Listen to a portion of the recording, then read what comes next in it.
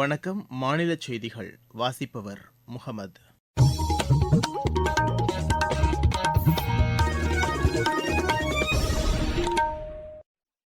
தலைப்புச் செய்திகள். மக்களவைத் தேர்தலில் நேற்று நடைபெற்ற 6வது கட்ட வாக்குப்பதிவில் 61.2% வாக்குகள் பதிவானதாக தேர்தல் ஆணையம் தெரிவித்துள்ளது. மக்களவைத் தேர்தலில் முதல் 5 கட்டங்களாக நடைபெற்ற வாக்குப்பதிவு தொடர்பான விரிவான விவரங்களை தேர்தல் ஆணையம் வெளியிட்டுள்ளது. தமிழகத்தில் சத்தியமங்கலம் புலிகள் காப்பகத்தில் நடைபெற்று வந்த யானைகள் கணக்கெடுப்பு பணி இன்றுடன் நிறைவடைகிறது. வங்கக்கடலில் உருவாகியுள்ள ரெமல் புயல் அதிதீவிர புயலாக வலுப்பெற்று பங்களாதேஷ் மேற்குவங்கம் இடையே இன்று நள்ளிரவு கரையை கடக்கும் என்று வானிலை ஆய்வு மையம் தெரிவித்துள்ளது. ஐபிஎல் கிரிக்கெட் போட்டியில் இன்று நடைபெறும் இறுதி ஆட்டத்தில் கொல்கத்தா அணி ஹைதராபாத் அணியை எதிர்கொள்கிறது. இனி விரிவான செய்திகள். மக்களவைத் தேர்தலில் நேற்று நடைபெற்ற 6வது கட்ட வாக்குப்பதிவில் 61.2% வாக்குகள் பதிவானதாக தேர்தல் ஆணையம் தெரிவித்துள்ளது. 6 மாநிலங்கள் 2 யூனியன் பிரதேசங்களுக்கு உட்பட்ட 58 தொகுதிகளில் நேற்று வாக்குப்பதிவு அமைதியாக நடைபெற்றது. இந்த 6ஆம் கட்ட வாக்குப்பதிவில் அதிகபட்சமாக மேற்கு வங்கத்தில் 79.47%, குறைந்தபட்சமாக உத்தரப்பிரதேசத்தில் 54.03% வாக்குகளும் பதிவாகியுள்ளதாக தேர்தல் ஆணையத்தின் செய்திக்குறிப்பு தெரிவிக்கிறது. பீகாரில் 55.24%, ஹரியானாவில் 60.4%, ஜம்மு காஷ்மீரில் 54.3%, ஜார்க்கண்டில் 63.76%, தில்லியில் 57.67%, ஒடிசாவில் 69.56% வாக்குகள் பதிவாகியுள்ளதாக தேர்தல் ஆணையத்தின் செய்திக்குறிப்பில் தெரிவிக்கப்பட்டுள்ளது. இதுவரை மொத்தம் 486 மக்களவை தொகுதிகளுக்கு வாக்குப்பதிவு நடந்து முடிந்துள்ளது. 7வது மற்றும் இறுதிக்கட்டமாக 57 தொகுதிகளுக்கு அடுத்த மாதம் 1ஆம் தேதி வாக்குப்பதிவு நடைபெறவுள்ளது.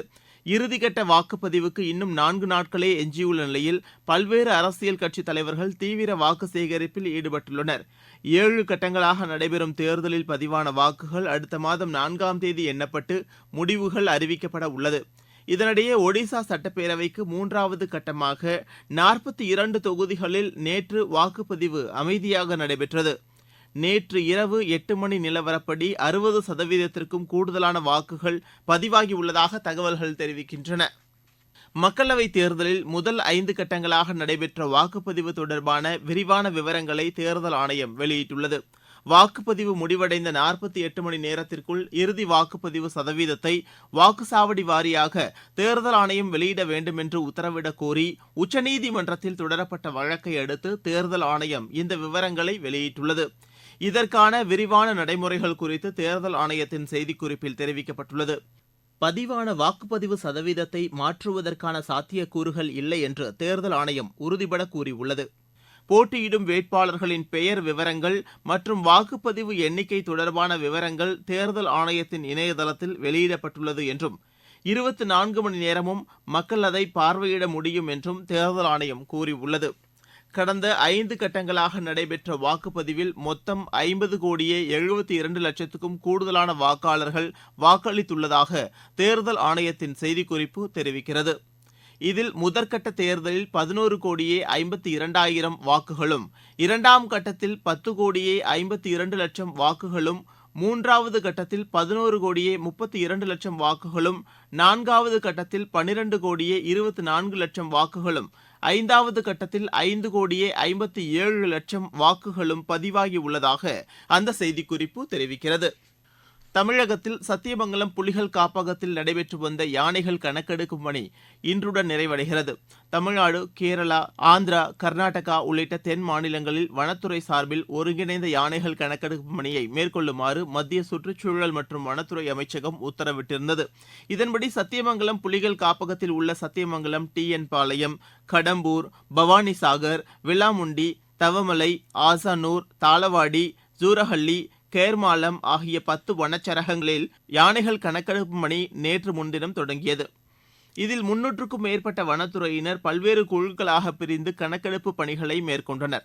இந்த கணக்கெடுப்பு பணிகள் முடிவடைந்தவுடன் அது தொடர்பான விவரங்கள் சென்னை முதன்மை தலைமை வன பாதுகாவலர் அலுவலகத்திற்கு அனுப்பி வைக்கப்படும் என்று வனத்துறை அதிகாரிகள் தெரிவித்தனர். நீங்கள் கேட்டுக்கொண்டிருப்பது மாநில செய்தி அறிக்கை. வங்கக்கடலில் உருவான ஆழ்ந்த காற்றழுத்த தாழ்வு மண்டலம் புயலாக வலுப்பெற்றுள்ளதாக வானிலை ஆய்வு மையம் கூறியுள்ளது. ரெமல் என்று பெயரிடப்பட்டுள்ள இந்த புயல் வடமேற்காக நகர்ந்து அதிதீவிர புயலாக பங்களாதேஷின் கேப்புபுரா, மேற்கு வங்கத்தின் சாகர் தீவுகளிடையே இன்று நள்ளிரவு கரையை கடக்கக்கூடும் என்று தெரிவிக்கப்பட்டுள்ளது. இதன் காரணமாக பங்களாதேஷ் மற்றும் மேற்கு வங்க கடலோர பகுதிகளில் கனமழை முதல் அதிகனமழை பெய்ய வாய்ப்புள்ளதாக தெரிவிக்கப்பட்டுள்ளது. மீட்பு மற்றும் நிவாரணப் பணிகளை விரைந்து மேற்கொள்ள ஏதுவாக தேசிய பேரிடர் மீட்புப் படையைச் சேர்ந்த 12 குழுக்கள் மற்றும் 5 கூடுதல் குழுக்கள் தயார் நிலையில் வைக்கப்பட்டுள்ளது. ராணுவம், கடற்படை மற்றும் கடலோர காவல் படையைச் சேர்ந்த மீட்பு மற்றும் நிவாரண குழுக்கள் கப்பல் மற்றும் விமானங்களுடன் தயார் நிலையில் உள்ளது. புயலால் ஏற்படும் மின்தடையை உடனடியாக சரிசெய்யும் வகையில் மத்திய மின்சார அமைச்சகம் அவசர கால குழு ஒன்றை ஏற்படுத்தியுள்ளது.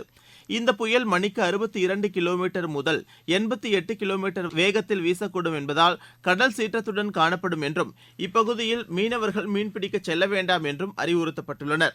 இருவரிச் செய்திகள். ஹமாஸ் தீவிரவாத அமைப்பினர் பிடித்து வைத்துள்ள பிணை கைதிகளை விடுவிப்பது குறித்து பேச்சுவார்த்தை நடத்த இஸ்ரேல் ஒப்புக்கொண்டுள்ளது. பப்புவா நியூகினியாவில் ஏற்பட்ட நிலச்சரிவு காரணமாக 4000த்திற்கும் அதிகமானோர் பாதிக்கப்பட்டுள்ளனர்.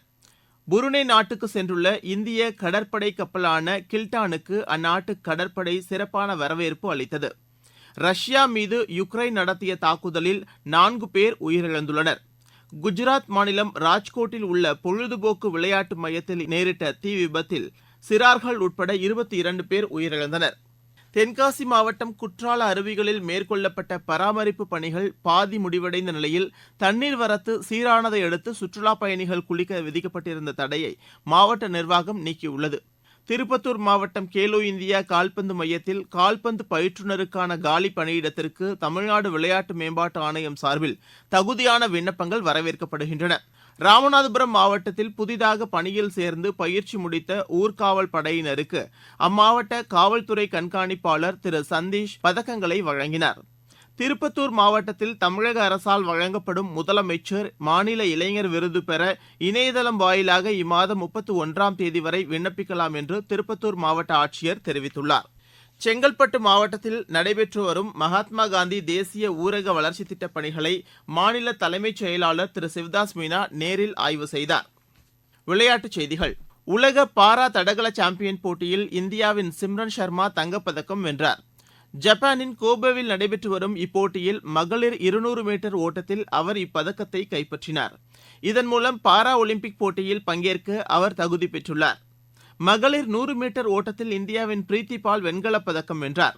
ஆடவர் ஈட்டி எறிதலில் இந்தியாவின் நவ்தீப் வெண்கலப் பதக்கம் வென்றார். இப்போட்டியில் இதுவரை இந்தியா 6 தங்கம், 5 வெள்ளி, 6 வெண்கலப் பதக்கங்கள் உட்பட மொத்தம் 17 பதக்கங்களை வென்றுள்ளது. பாங்காக்கில் நடைபெற்று வரும் ஒலிம்பிக் தகுதிச்சுற்று குத்துச்சண்டை போட்டியில் ஆடவர் 80 கிலோ எடைப்பிரிவில் இந்தியாவின் அபிமன்யு லாரா 2வது சுற்றுக்கு முன்னேறியுள்ளார். மலேசிய மாஸ்டர்ஸ் பேட்மிண்டன் போட்டியில் இன்று நடைபெறும் மகளிர் ஒற்றையர் பிரிவு இறுதி ஆட்டத்தில் இந்தியாவின் PV சிந்து சீனாவின் வாங் ஜி ஈயை எதிர்கொள்கிறார். புரோ ஹாக்கி லீக் போட்டியில் இந்தியாவின் ஆடவர் மற்றும் மகளிர் அணி இன்று அர்ஜென்டினாவை எதிர்கொள்கிறது. நேற்று நடைபெற்ற பெல்ஜியத்திற்கு எதிரான ஆட்டத்தில் இந்திய ஆடவர் மற்றும் மகளிர் அணி தோல்வியடைந்தது. ஜெர்மனியில் நடைபெற்று வரும் தடகள போட்டியில் இந்தியாவின் அன்னு ராணி வெள்ளிப்பதக்கம் வென்றுள்ளார். IPL கிரிக்கெட் போட்டியில் இன்று நடைபெறும் இறுதி ஆட்டத்தில் கொல்கத்தா அணி ஹைதராபாத் அணியை எதிர்கொள்கிறது. சென்னையில் நடைபெறும் இப்போட்டி இன்று இரவு மணி 7:30க்கு தொடங்குகிறது. மீண்டும் தலைப்புச் செய்திகள். மக்களவைத் தேர்தலில் நேற்று நடைபெற்ற 6வது கட்ட வாக்குப்பதிவில் 61.2% வாக்குகள் பதிவானதாக தேர்தல் ஆணையம் தெரிவித்துள்ளது. மக்களவைத் தேர்தலில் முதல் 5 கட்டங்களாக நடைபெற்ற வாக்குப்பதிவு தொடர்பான விரிவான விவரங்களை தேர்தல் ஆணையம் வெளியிட்டுள்ளது. தமிழகத்தில் சத்தியமங்கலம் புலிகள் காப்பகத்தில் நடைபெற்று வந்த யானைகள் கணக்கெடுக்கும் பணி இன்றுடன் நிறைவடைகிறது. வங்கக்கடலில் உருவாகியுள்ள ரெமல் புயல் அதிதீவிர புயலாக வலுப்பெற்று பங்களாதேஷ், மேற்கு வங்கம் இடையே இன்று நள்ளிரவு கரையை கடக்கும் என்று வானிலை ஆய்வு மையம் தெரிவித்துள்ளது. IPL கிரிக்கெட் போட்டியில் இன்று நடைபெறும் இறுதி ஆட்டத்தில் கொல்கத்தா அணி ஹைதராபாத் அணியை எதிர்கொள்கிறது. இத்துடன் செய்தி அறிக்கை நிறைவு பெற்றது.